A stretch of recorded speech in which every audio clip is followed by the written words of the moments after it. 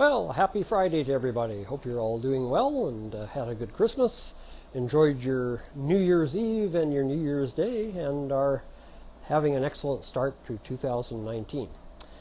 Today, before we begin, I want to ask everyone a question. Over the Christmas season, if you've been watching my channel, you know that I was doing stories, the history behind some of the Christmas songs we sing, and I had a fairly positive response to that. So my question is, would you like me to continue doing stories?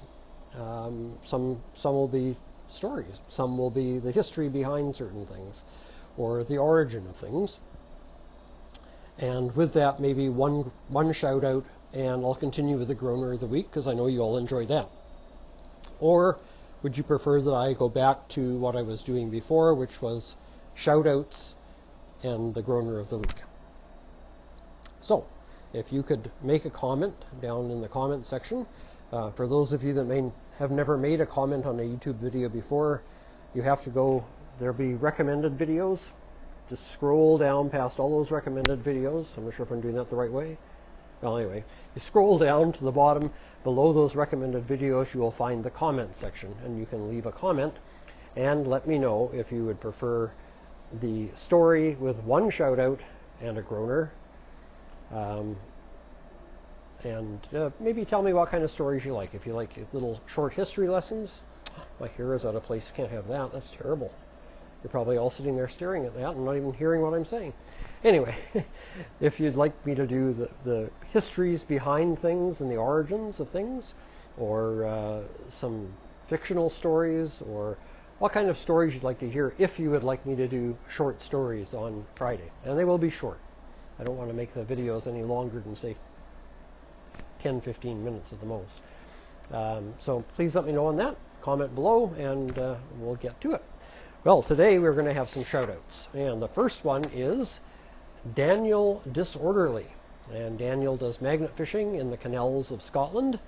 And he's a fairly new YouTuber. I think he has about 100 subscribers, so I know he'd appreciate your love and support and encouragement.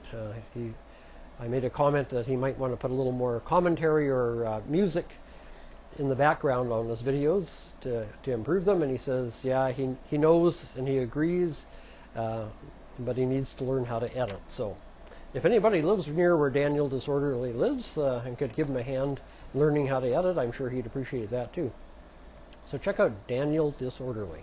The links for all these channels will be in the description box below. The second one is Sundry Girl. And Jen and her dog Javier, I think it is. Jen, if I mispronounce that, I apologize. Please give him a pat on the head and tell him I'm sorry. She does some interesting vlog videos. Part of the time she lives out of her van. I think in the cold winter months she has places she stays indoors rather than living in the van.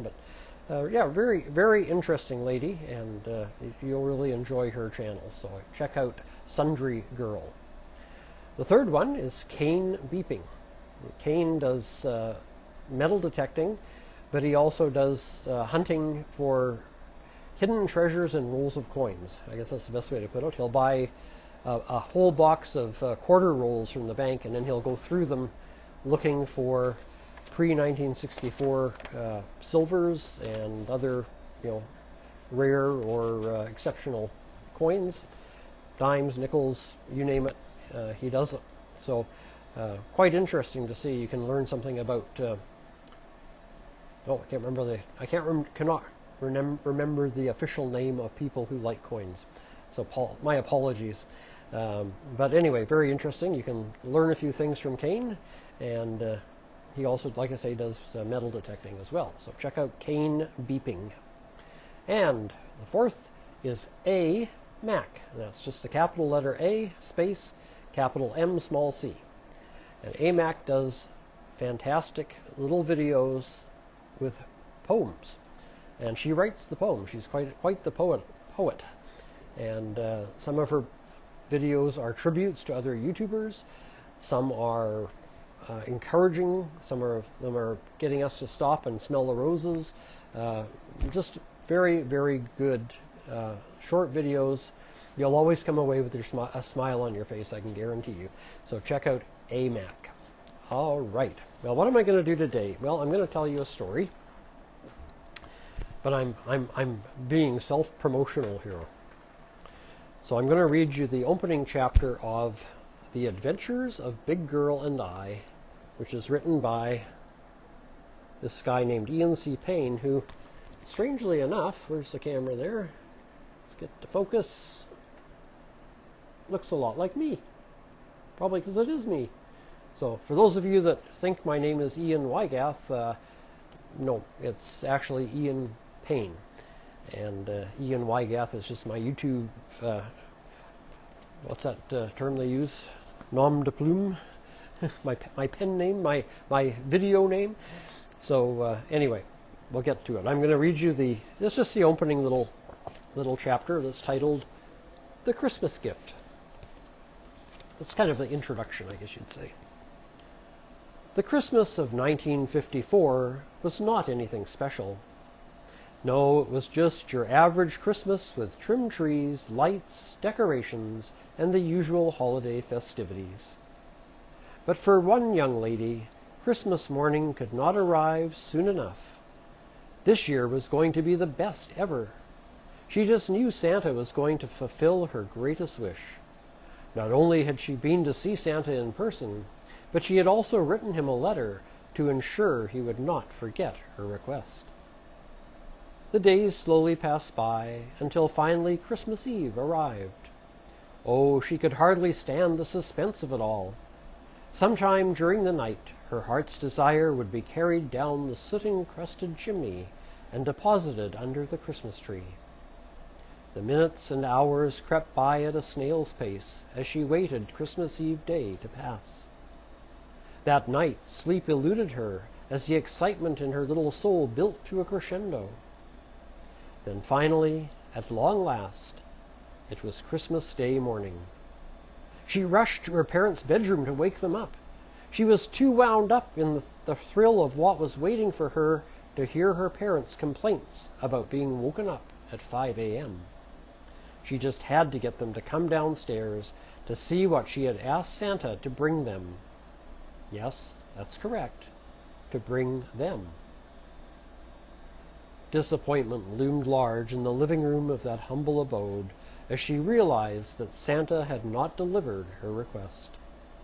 Oh, there was a nice dolly named Christina, and some candy, and a few other toys, but the one thing she most desired was not there. How could the jolly old elf have not delivered? She had not been vague in her request. No, she had made it quite clear that the one thing she wanted more than anything else was a baby brother. August 1955 was nice, warm, and sunny. It was one of those old-fashioned lazy summers that poets and songwriters tend to wax eloquent about. But Santa was not taking the summer off. No, indeed, for he had a delivery to make. It was a bit late, to be sure, but it was the only way to fix a little girl's broken heart. So, on the 9th day of August, her belated Christmas gift arrived. A bouncing baby boy, the brother she had asked for. Yes, me. That was the start of our adventures together. Once I was old enough to talk, I could not pronounce my sister's name, and so I called her Big Girl. I have often wondered since how many times she has requested that Santa take me back.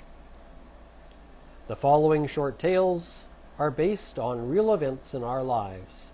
I hope you'll enjoy reading them as much as we enjoyed living through them.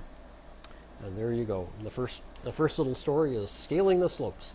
So if you don't want to wait for me to read you a few of these, this is available on Amazon. You can get it either an ebook for Kindle or your tablet, or you can buy a hard copy. I've sent a few of these out to some of my YouTube fans, and I think they've enjoyed them. I don't know. I haven't heard back, so maybe they haven't. Maybe they're afraid to tell me what they really think. Anyway, that's your little story for today. You know a little bit more about me now, including my birthday. Oh, whoops, maybe I should have told you that. Anyway, there was a gentleman who had a very talented border collie, and so talented that in fact the gentleman taught the dog to play tunes from Johann Sebastian Bach on the piano.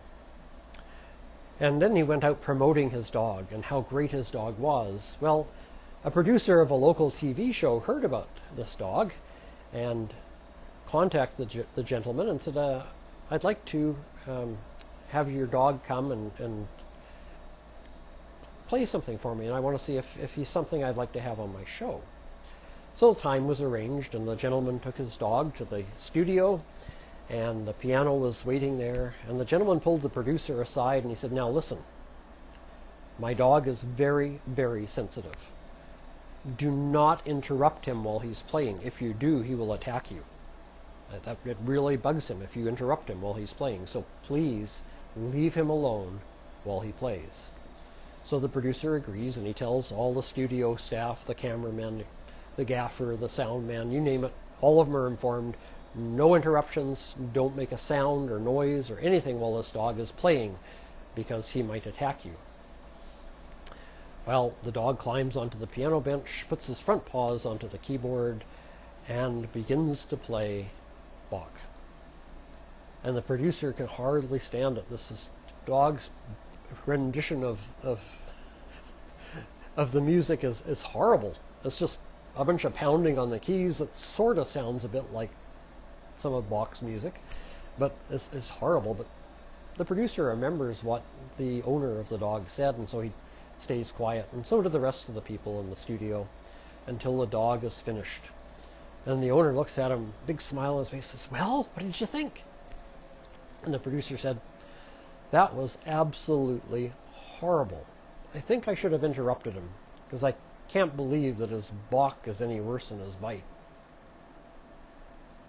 Oh, groaner. Anyway, folks, until Tuesday when we'll be doing something in the kitchen. I'm not sure what I'm going to do yet, but we'll come up with something good. Have a great weekend. Take care, my friends. Stay safe, and God bless.